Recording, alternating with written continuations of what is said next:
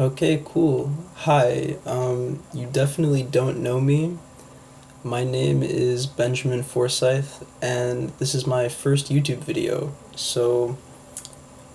Today I wanted to go over my fourth round at the Edward Jones Open chess tournament.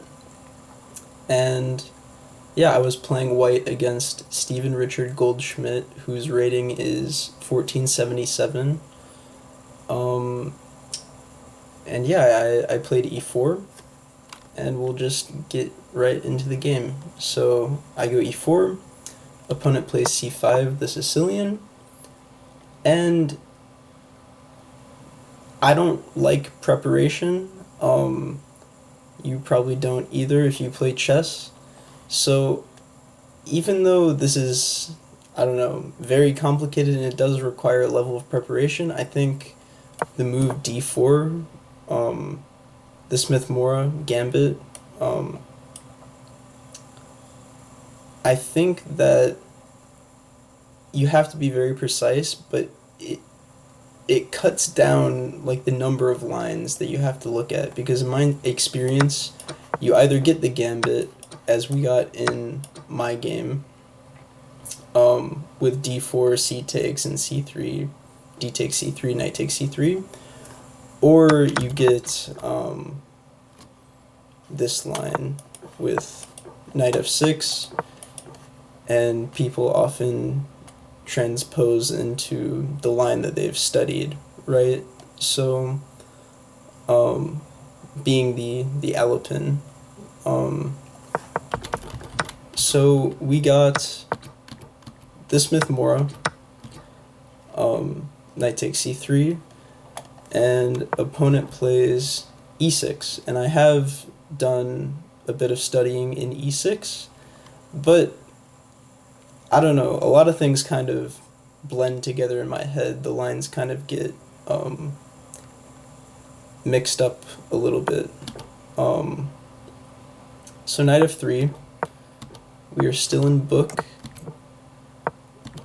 and queen c7. This is the first position where I'm not in book and opponent is definitely not in book. Queen c7 is in inaccuracy, and computer gives knight d5. I saw this move and I know this idea. I play knight d5 later on in the game, as we'll see, but the point of knight d5 is if the e6 pawn ever takes, then um, e takes d5, and if the knight goes back, there's just a lot of pressure. Like, the king's in the center of the board, and the king is weak, and you're probably going to get the piece back, or the king's going to get checkmated, right? So I didn't play knight d5 just because I didn't know the evaluation, and I mean, the computer only gives plus 0.3.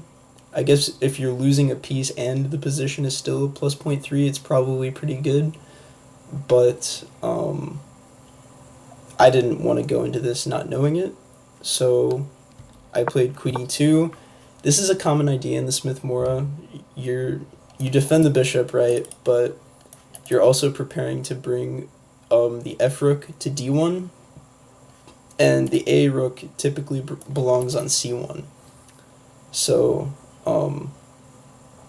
and a lot of the time, when the rook's on c1, these knight d5 ideas are a lot more concrete because the rook's vision on the queen. Okay, so b5, opponent is following typical plan, right, kicking the bishop out, and I thought opponent would go for something like this. I don't know how good this actually is for black. Computer just gives equal. I don't know, I was most fearful of knight a5, but opponent plays knight e7, just developing. I'm trying to develop my bishop off the starting square. I apparently bishop d2 or bishop e3 is a more optimal place to place the bishop. I played bishop g5 just because, like I said before, the different variations kind of get jumbled sometimes. Like I've seen a lot of lines where the bishop is placed on g5, in these lines where the knight goes to g6, but I'll have to get up to date on opening book, because I don't know. Apparently this is a mistake. Opponent plays knight g6, reasonable. Um, just defending the squares the bishop can go. Maybe f6 or h6 in the future is on the docket, but rook c1. So I'm following my plan. Computer is always screaming knight d5, like just play knight d5, play knight d5, and I guess I mean my queen has vision on the king, so if these pawns get traded, like the king is a little bit weak in the center of the board. My king is castled, so that's something I could just never figure out whether knight d5 is like concretely winning here. And I was calculating a lot of lines with like knight d5, queen to some square. I don't really know.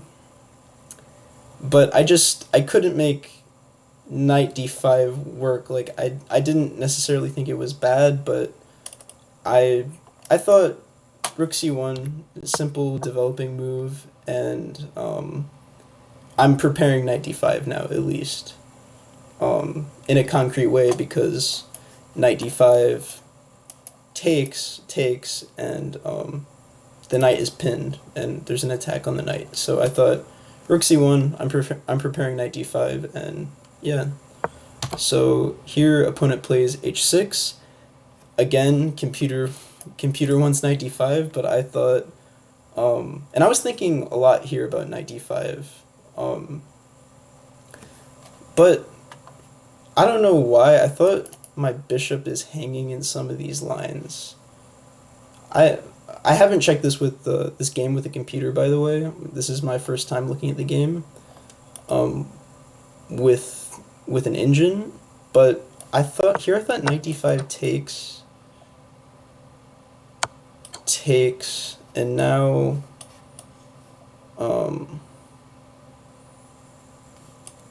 I don't know, bishop e7. I can't take immediately, because I think I saw something like this in the game or something. Yeah, I think this is what I saw in the game, which, I mean, I have to look deeper than this. What is the move here? It's bishop takes, knight takes, d takes, and after d takes, oh, I just have rook f e1. I saw positions like this, but I was like, okay, I mean, I guess here it's equal material. Or opponent is up a pawn. Opponent's up a pawn, but the king is weak. I could have gone for something like this. I think I saw some position like this, and I was like, opponent's up a pawn, I have more activity, but like, why risk it? Like, if my attack doesn't pay off, if I play, like, let me just play like a slow move in this position, see what the computer says. Like, what if I just bring my c rook to the d file or something? Or it's black to move. Let's just play the best move for black. What if I play... Yeah, computer's not giving rook d1. What if I play just rook d1 or something? Yeah, like, the advantage is, like, completely lost. Obviously, I mean, I would have seen this in the game. Like, okay, in this case, there's c4. But, I don't know. I have to be accurate here. At least semi-accurate. Knight e5 makes sense. I don't exactly know what knight e5 is threatening. Okay, f7. I don't know. it would have been interesting, but this doesn't happen. H6, I just bring my bishop back, and opponent plays bishop e7, and I play knight d5, and opponent takes. I take back. Opponent castles, and here I was thinking for a long time, and I actually miscalculated in a very egregious way. So I play queen c2, thinking that, okay, if right, I have like vague threats of the pin and like the queen taking the knight on g6 because the pawn can't take back. Like, imagine this. This pawn has successfully captured the knight on c6. Now this bishop is exerting the pin on the f7 pawn, and the queen will be able to take on g6. But, so I was setting up these like vague threats, expecting my opponent to see it. And what I miscalculated is, after my opponent plays a move, I didn't really know what my opponent should play here, but my opponent goes for bishop e7. So I'm sitting at the board, or I come back to the board. I think I was getting water or tea or something. And I come back to the board, and I immediately capture back. I'm like, okay, if the pawn takes, if the bishop takes, I just grab on g6, and I should be up a piece, completely winning. But when I was sitting at the board calculating on my opponent's time, I realized queen takes. It's black. If anything, black is better. And because black defends the g6 knight, I can no longer take because I lose a queen.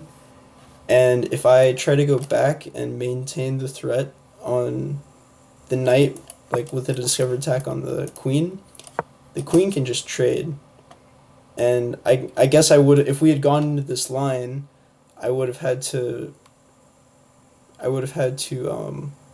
evaluate something like this. I would have had to see queen e4, that's for sure, because I mean, a lot of the other lines are trickier. Like, the second best move for black is queen f6, but here I have like bishop d4, and this looks like great for white, even though we're still down a pawn. But yeah, I miscalculated in a very horrible way. I mean, queen takes c6 is just very obvious. I should be seeing this move, but the bluff paid off, or the fake bluff paid off. Opponent takes with the pawn, and now I just take, and I'm completely winning. It's like close to mate here. Opponent tries with king h8, but I take, and bishop f6. I go back, and my opponent resigns. So that was the game, kind of an abrupt ending. If opponent plays queen takes c6, I feel like I lose this game. I mean, okay, computer is giving, maybe lose is a strong word, but computer is giving like minus 0.1, minus 0.2 for this position. I don't know. I probably play like queen b1 here. I think I would have been psychologically a little bit destroyed here, especially because I think I'm winning on the spot, and now I'm like worse, and I'm down a pawn, which, okay, maybe it's not the most important pawn, and maybe I have like files for my rooks, but definitely not the most comfortable, and I should not have allowed this. But the bluff paid off, opponent blunders, and I won the 4th round of the Edward Jones Open. So yeah,